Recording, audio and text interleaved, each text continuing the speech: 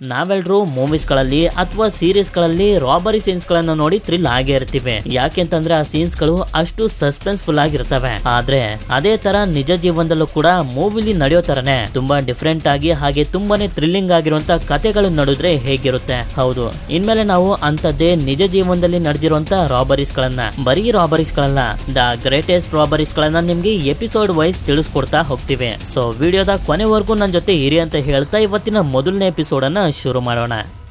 Dan Cooper.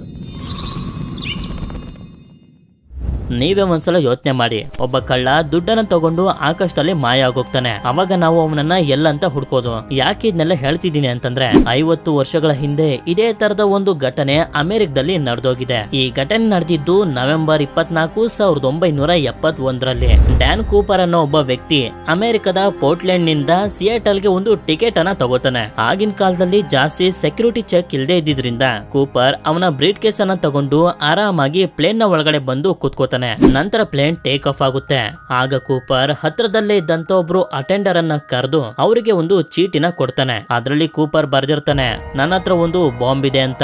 ಹಾಗೆ ಅವರಿಗೆ ಆ ಬಾಂಬ್ ಅನ್ನ ತೋರಿಸಿ ಹೇಳ್ತಾನೆ, ನನಗೆ $2,00,000 ಹಾಗೆ 4 ಪ್ಯಾರಾಚೂಟ್ ಗಳು ಬೇಕು, ಇಲ್ಲಾಂದ್ರೆ ಬಾಂಬ್ ನ ಬ್ಲಾಸ್ಟ್ ಮಾಡ್ಬಿಡ್ತೀನಿ ಅಂತ. ಅಟೆಂಡರ್ ಈ ವಿಷಯನ ಪೈಲಟ್ ಗೆ ತಿಳಿಸ್ತಾರೆ. ಆಗ ಪೈಲಟ್ಸ್ ಗಳು ಕಂಟ್ರೋಲ್ ರೂಮ್ ಗೆ ಈ ವಿಷಯನ ತಿಳಿಸ್ತಾರೆ. ಹಾಗೆ ಇದು FBI ನವರಿಗೂ ಕೂಡ ಗೊತ್ತಾಗುತ್ತೆ. ಆದ್ರಿಂದ ಪ್ಲೇನ್ ನಲ್ಲಿರುವಂತ ಪ್ಯಾಸೆಂಜರ್ಸ್ ಗಳ ಪ್ರಾಣನ ಕಾಪಾಡಬೇಕು ಅಂತ ಕೂಪರ್ ಕೇಳಿರುವಂತ $2,00,000 ಹಾಗೆ 4 ಪ್ಯಾರಾಚೂಟ್ ಅನ್ನ ಕೊಡೋದಕ್ಕೆ ರೆಡಿ ಆಗ್ತಾರೆ. ಆದ್ರೆ ಪ್ಲೇನ್ ಹೈಜಾಕ್ ಆಗಿದೆ ಅನ್ನೋದು ಪೈಲಟ್ ಗೆ ಹಾಗೆ ಅಟೆಂಡರ್ ಗೆ ಬಿಟ್ರೆ ಫ್ಲೈಟ್ ನಲ್ಲಿದ್ದಂತ ಯಾವ ಪ್ಯಾಸೆಂಜರ್ ಗೂ ಕೂಡ ಗೊತ್ತಿರೋದಿಲ್ಲ.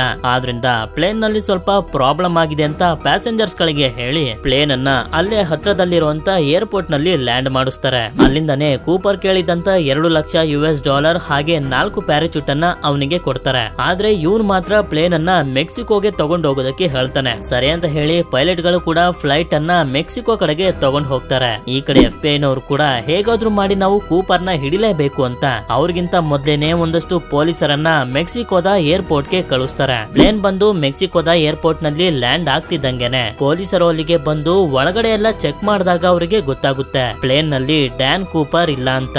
ಯಾಕೆ ಅಂತಂದ್ರೆ ಅವನು ಈಸ್ಕೊಂಡಿದ್ದಂತ 4 ಪ್ಯಾರಾಚೂಟ್ ನಲ್ಲಿ 2 ಪ್ಯಾರಾಚೂಟ್ ಅನ್ನ ಯೂಸ್ ಮಾಡ್ಕೊಂಡು ಪ್ಲೇನ್ ಆಕಾಶದಲ್ಲಿ ಇರ್ಬೇಕಾದ್ರೇನೆ $2,00,000 ನ ಎತ್ಕೊಂಡು ಹಾರ್ಬಿಟ್ಟಿರ್ತಾನೆ. ಅವನು ಹಾರಿದಂತ ಜಾಗದಲ್ಲಿ ಎಷ್ಟೇ ಹುಡುಕಿದ್ರು ಕೂಪರ್ ನ ಬಗ್ಗೆ ಒಂದು ಸಣ್ಣ ಸುಳಿವು ಕೂಡ ಸಿಗೋದಿಲ್ಲ. ಆದ್ರಿಂದ ಪೊಲೀಸರು ಪ್ಯಾರಾಚೂಟ್ ಇಂದ ಕೂಪರ್ ಹಾರಿದಾಗ ಅವನು ಸತ್ತೋಗಿರ್ಬೇಕು ಅಂತ ಕೇಸ್ ಅನ್ನ ಕ್ಲೋಸ್ ಮಾಡ್ತಾರೆ. ಆದ್ರೆ ಇದಾದ 8 ವರ್ಷದ ನಂತರ ಕೊಲಂಬಿಯಾದ ಒಂದು ನದಿಯ ದಡದಲ್ಲಿ ಒಬ್ಬ ಸಣ್ಣ ಹುಡುಗನಿಗೆ $20,000 ಗಳ 3 ಕಟ್ಟು ದುಡ್ಡು ಮಣ್ಣಿನ ಒಳಗಡೆ ಸಿಗುತ್ತೆ. ನಂತರ ಪೊಲೀಸರು ಆ ದುಡ್ಡಿನ ಮೇಲಿದ್ದಂತ ಸೀರಿಯಲ್ ನಂಬರ್ಸ್ ಅನ್ನ ಚೆಕ್ ಮಾಡಿದಾಗ ಅವರಿಗೆ ಗೊತ್ತಾಗುತ್ತೆ ಈ ದುಡ್ಡುಗಳು ಬೇರೆ ಯಾವ್ದು ಅಲ್ಲ, ಡ್ಯಾನ್ ಕೂಪರ್ ಗೆ ಕೊಟ್ಟಿದ್ದಂತ ಅದೇ ದುಡ್ಡುಗಳು ಅಂತ. ಆದ್ರೆ ಈ ದುಡ್ಡು ಕೊಲಂಬಿಯಾಗೆ ಹೇಗ್ ಬಂತು ಅನ್ನೋದು ಯಾರಿಗೂ ಕೂಡ ಗೊತ್ತಾಗೋದಿಲ್ಲ. ಹಾಗೆ ಈ ಕೂಪರ್ ಯಾರು, ಎಲ್ಲಿಂದ ಬಂದ ಅನ್ನೋದ್ರ ಬಗ್ಗೆ ಒಂದು ಸಣ್ಣ ಸುಳಿವು ಕೂಡ ಸಿಗೋದಿಲ್ಲ. ಕೆಲವೊಬ್ರು ಹೇಳ್ತಾರೆ ಕೂಪರ್ ಆ ದುಡ್ಡನ್ನ ಯೂಸೇ ಮಾಡಿರ್ಲಿಲ್ಲ, ಇದೇ ತರ ಭೂಮಿಲಿ ಬಚ್ಚಿಟ್ಟಿರ್ಬೇಕು ಅಂತ. ಯಾಕೆಂತಂದ್ರೆ ಕೂಪರ್ ಏನಾದ್ರೂ ಒಂದ್ ವೇಳೆ ಆ ದುಡ್ಡನ್ನ ಯೂಸ್ ಮಾಡಿದ್ರೆ ಆ ದುಡ್ಡಿನ ಮೇಲಿದ್ದಂತ ಸೀರಿಯಲ್ ನಂಬರ್ಸ್ ಅನ್ನ ಯೂಸ್ ಮಾಡ್ಕೊಂಡು ಅವನನ್ನ ಆರಾಮಾಗಿ ಹಿಡಿಬಹುದಾಗಿತ್ತು. ಆದ್ರೆ ಇದುವರೆಗೂ ಆ ರೀತಿ ಏನೂ ಆಗಿಲ್ಲ. ಇನ್ನು ಕೆಲವೊಬ್ರು ಹೇಳ್ತಾರೆ ಕೂಪರ್ ಪ್ಯಾರಾಚೂಟ್ ಇಂದ ಹಾರಿದಾಗ ದುಡ್ಡು ಬಂದು ಕೊಲಂಬಿಯಾಗೆ ಬಿದ್ದಿರ್ಬೋದು ಅಂತ. ಆದ್ರೆ ಕೂಪರ್ ನ ಜೊತೆ ಎಕ್ಸಾಕ್ಟ್ ಆಗಿ ಏನಾಯ್ತು, ಅವನು ಎಲ್ಲಿಗೆ ಹೋದ, ಆ ದುಡ್ಡನ್ನ ಅವನು ಏನ್ ಮಾಡ್ದ ಅನ್ನೋದು ಈಗ್ಲೂ ಕೂಡ ಯಾರಿಗೂ ಗೊತ್ತಾಗದೆ ಒಂದು ಅನ್ಸಾಲ್ವ್ಡ್ ಮಿಸ್ಟರಿ ಆಗಿ ಉಳ್ಕೊಂಡಿದೆ. ಇದನ್ನ ನಾನೇ ಸುಮ್ನೆ ಕ್ರಿಯೇಟ್ ಮಾಡಿ ನಿಮ್ಗೆ ಹೇಳ್ತಿಲ್ಲ, ಇದು ನಿಜವಾಗ್ಲೂ ನಡೆದಿರುವಂತ ಸ್ಟೋರಿನೇ. ಐ ಹೋಪ್ ಈ ವಿಡಿಯೋ ಎಲ್ಲರಿಗೂ ಇಷ್ಟ ಆಗಿರುತ್ತೆ ಅಂತ ಅನ್ಕೊಂಡಿದ್ದೀನಿ. ಇವತ್ತಿನ ವಿಡಿಯೋದಲ್ಲಿ ಇಷ್ಟೇ. ಎಪಿಸೋಡ್ 2 ನಲ್ಲಿ ಇದಕ್ಕಿಂತ ಜಾಸ್ತಿ ಥ್ರಿಲ್ಲಿಂಗ್ ಆಗಿರುವಂತ ರಾಬರಿ ಸ್ಟೋರಿ ಜೊತೆ ಸಿಗ್ತೀನಿ. Until then, stay tuned, Mystery Studio Kannada.